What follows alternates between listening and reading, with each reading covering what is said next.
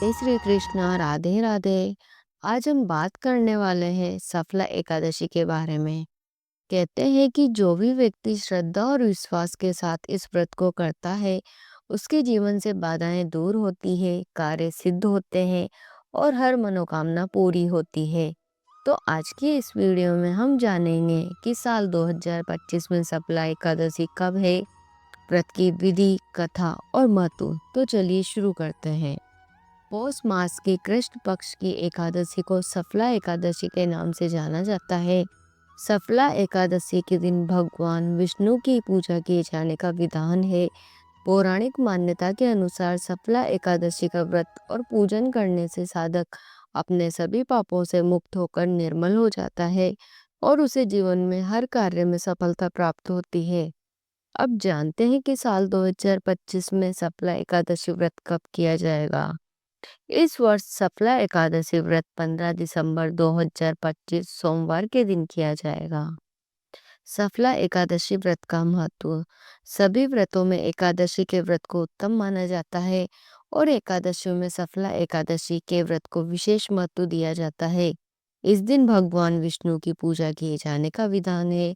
सफला एकादशी का व्रत पूरे विधि विधान और सच्चे हृदय से करने से जातक को भगवान विष्णु की कृपा प्राप्त होती है।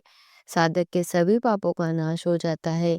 वो अपने पापों से मुक्त होकर निर्मल हो जाता है। उसकी सभी मनोकामनाएं पूर्ण होती है। जीवन के हर क्षेत्र में उसे सफलता प्राप्त होती है। मनुष्य जीवन के सभी सुखों को भोगकर मरणोपरांत मोक्ष को प्राप्त करता है।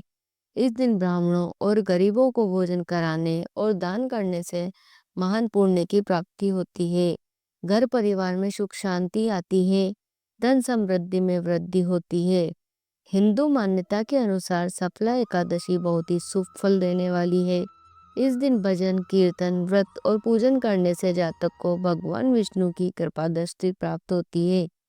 इस व्रत के प्रभाव से साधक को मनवांछित फल की प्राप्ति होती है और उसके सभी कार्य सफलतापूर्वक सिद्ध होते हैं। सफला एकादशी का व्रत करने से जातक को अश्वमेध यज्ञ के समान पुण्य प्राप्त होता है।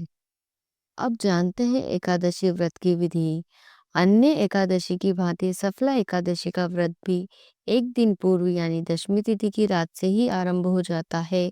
दशमी की रात से ही मनुष्य को ब्रह्मचर्य का पालन करना चाहिए। सफला एकादशी के दिन प्रातःकाल स्नान आदि नित्य कर्मों से निवृत्त होकर व्रती को व्रत का संकल्प लेना चाहिए। व्रत करने वाली यदि स्त्री हो तो वह इस बात का ध्यान रखें कि सिर से स्नान न करें। इस दिन भगवान विष्णु की पूजा किए जाने का विधान है और साथ ही गणेश जी की भी पूजा की जाती है। संकल्प लेने के बाद कलश की स्थापना करके उस पर भगवान विष्णु की प्रतिमा स्थापित करें। अगर उनकी प्रतिमा ना हो तो उनके चित्र भी रख सकते हैं। साथ ही भगवान गणेश की प्रतिमा भी स्थापित करें।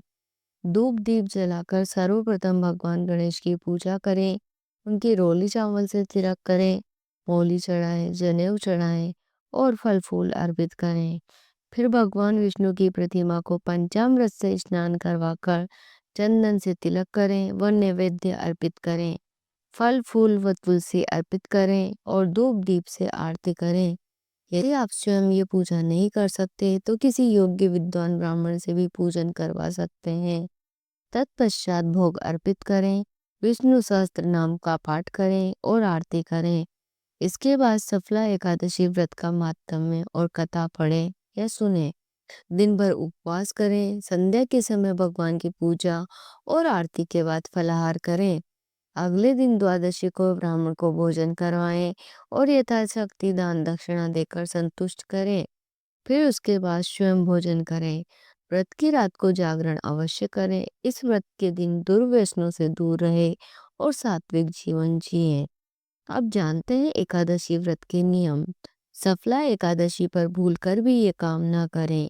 इस दिन स्त्रियां सिर से स्नान न करें अर्थात बाल न धोएं। भोजन में चावल का सेवन न करें।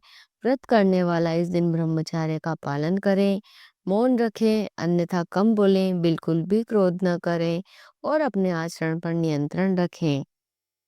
सफला एकादशी व्रत की कथा। पौराणिक कथा के अनुसार महिष्मान नाम का एक बहुत ही धर्मात्मा राजा था। वह चंपावती नामक नगर पर राज्य करता था। उसके 5 पुत्र थे। उसका ज्येष्ठ पुत्र लुम्भक पाप कर्मों में लिप्त एक बहुत दुराचारी इंसान था। वो ईश्वर में भी विश्वास नहीं करता था, बल्कि ईश्वर की निंदा करता था। लुम्भक एक व्यभिचारी और वेश्नी मनुष्य था। उसके दुराचरण के कारण राजा महिषमान बहुत दुखी रहते थे। एक दिन उसके पाप कर्मों से दुखी होकर राजा महिषमान ने उसका त्याग कर दिया और उसे राज्य से निष्कासित कर दिया। राज्य से निष्कासित होकर लुम्बक वन मन भटकता रहा। भूख प्यास से दुखी रहने लगा। जंगल के कष्ट भरे जीवन से दुखी होकर उसे अपनी गलतियों का एहसास हुआ। वन में कभी उसे भोजन मिलता तो कभी सिर्फ पानी पीकर ही दिन निकालना पड़ता। सर्दी में पहनने के लिए गर्म वस्त्र भी नहीं थे। धीरे धीरे उसका शरीर क्षीण होने लगा। एक बार पौष मास की दशमी की रात्रि को बहुत तेज सर्दी थी। उसके पास आग जलाने के लिए कुछ भी नहीं था। वो एक पीपल के वृक्ष के नीचे बैठा बैठा अपने भाग्य पर दुखी होने लगा। उसके मन में प्राण त्यागने के विचार आने लगे। उसने प्राण त्यागने की इच्छा से सब कुछ त्याग दिया और ईश्वर से अपने पापों की क्षमा मांगने लगा। उससे अनजाने में ही पौष मास की कृष्ण पक्ष की सफला एकादशी का निर्जल व्रत हो गया। अंत में वो एकादशी की पूरी रात सोया भी नहीं और पूरी रात ईश्वर का ध्यान करता रहा। उससे अनजाने में ही सफला एकादशी का व्रत पूर्ण हो गया। इस व्रत के प्रभाव से उसके सभी पाप नष्ट हो गए। उसके स्वभाव में सकारात्मक परिवर्तन आ गए। भगवान विष्णु की कृपा से उसके पिता ने उसे पुनः अपना लिया और उसे चंपावती का राजा घोषित कर दिया। अपने पुत्र को राजा बनाकर महिषमान तपस्या करने के लिए वन की ओर चले गए। लुम्बक ने धर्म और न्याय के साथ अपने राजधर्म का पालन किया। जीवन भर उसने एकादशी का व्रत किया और भगवान विष्णु की भक्ति करी, जिसके प्रभाव से उसे धरती के सभी सुख प्राप्त हुए और अंत में उसे मोक्ष की प्राप्ति हुई। भक्तजनों, उम्मीद है कि आपको सफला एकादशी से जुड़ी यह पूरी जानकारी पसंद आई होगी। अगर आप भी यह व्रत श्रद्धा से करते हैं तो भगवान विष्णु अवश्य ही आपकी सभी मनोकामनाएं पूर्ण करते हैं और जीवन में सफलता प्रदान करते हैं। वीडियो अच्छी लगी हो तो लाइक करें, शेयर करें और हमारे चैनल धर्म और कहानी को सब्सक्राइब करना बिल्कुल ना भूलें। मिलते हैं अगली वीडियो में एक नई धार्मिक जानकारी के साथ। तब तक के लिए जय श्री कृष्णा। राधे राधे।